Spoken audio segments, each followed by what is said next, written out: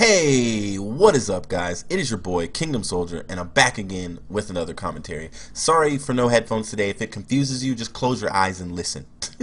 I won't say anything ridiculous, I promise. Well, maybe. So a lot of people have been, getting in comments and going crazy at me and sending me tweets and all this kind of stuff about how I'm an OpTic fanboy and why do I keep picking OpTic to beat Envious. They've proven at the last two lands that they can beat OpTic, and why did you pick OpTic to get, the silver medal at the X Games, and what you're crazy, Kingdom, you're crazy. Look at OpTic's placings this year. Number one, I know for a fact that the number of people that love my content far outweighs the number of people that my content drives them crazy. The number of people that think that I'm a fanboy is minuscule compared to the number of people that think that I'm an unbiased, rational analyst. And so thank you to all of you. However, I thought that, for those of you even that do trust my opinion, that may have questioned it when I said that OpTic was going to beat Envious at the X Games, I want to tell you why and let you know what I think is missing that can actually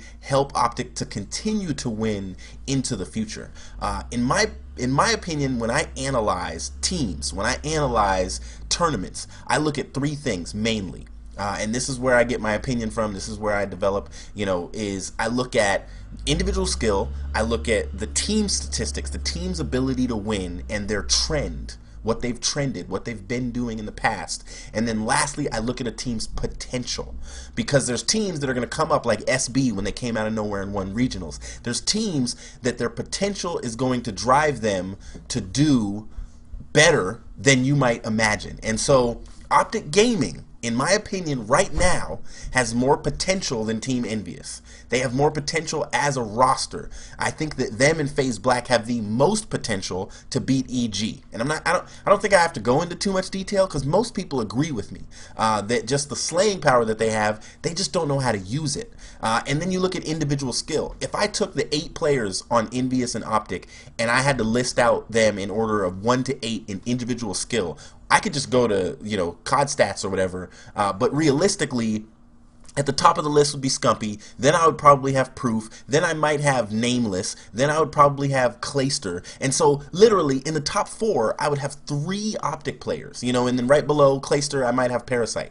And so the reality is that, in my opinion, they're more individually skilled than Envious, and that's another reason why when I match them up against each other, the one area where Envious seems to have figured it out and OpTic hasn't yet is their ability to win. Envious has figured out how to get second place, and it's not easy to consistently land in second, but Envious has figured out how to win when it counts. And you look at the stats from Niagara and it doesn't make sense. Now we know why they had a losing record, because they went 0-6 in the finals, but it doesn't make sense that a team with not a single player in the top 10 of any statistical category would get second place.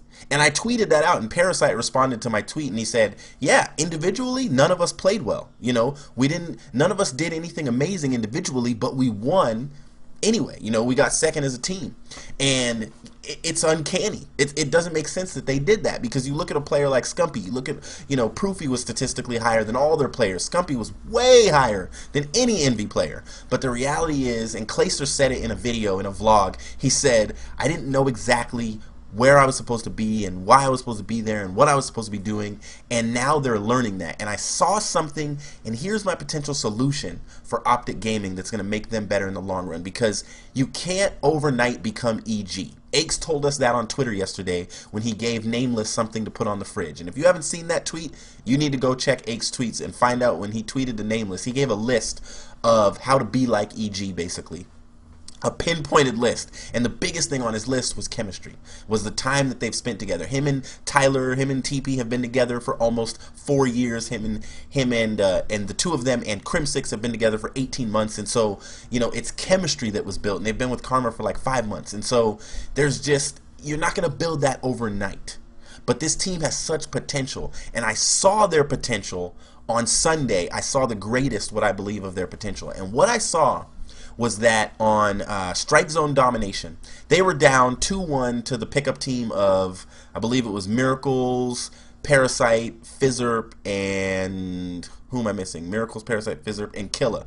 They were down to that team 2-1 because of a fluke game 1 where I guess Clayster kept dropping out.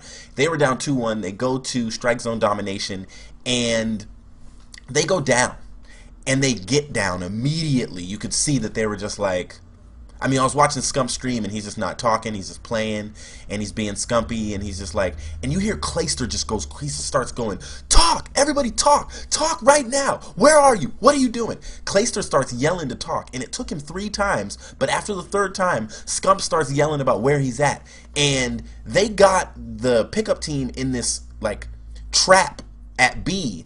And then what I saw was Scumpy's potential and where he plays his perfect role. You know, you had Imbos, I believe, was playing top C stairs. You had Clayster over at top A stairs, and then, or top A, I don't even know what you call that area, huts or something. And then in the middle of the map, you had Proofy watching kitchen to make sure they could not get out of B. And they held them in there for long enough to win the game. And Scumpy immediately rotated over to the courtyard by Pro Shop and said, I'm just going to float and help wherever help's needed. So when Imbos died at top C stairs, he called it out. I need help, I need help, I need help. There's 2 pushing me from closet.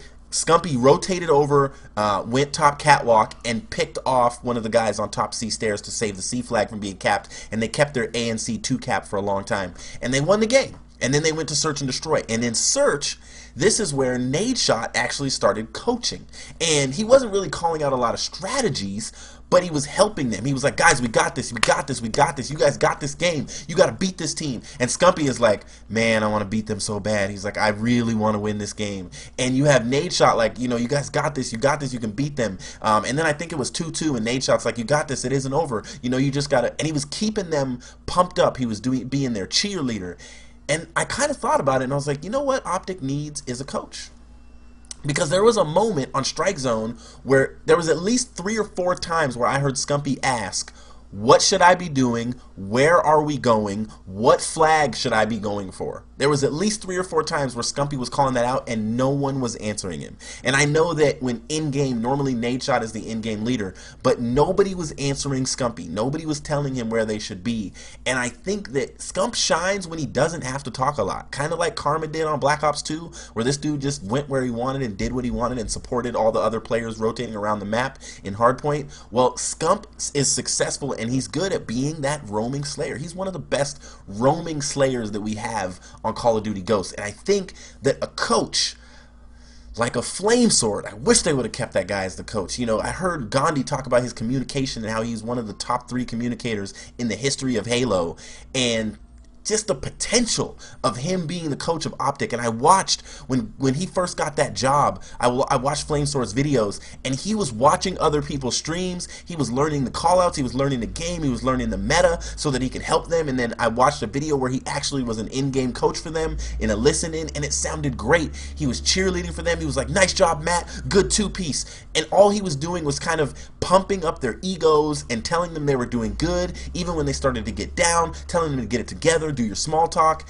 And that is what I believe built the success of the modern day complexity, was when Mr. X got involved. And do they need him now? Not really. Mr. X could just chill and watch them win because they've built chemistry. But when you don't have chemistry, you need a coach that can kind of step in and help you. And I think that the roster that OpTic Gaming has too much potential to not win.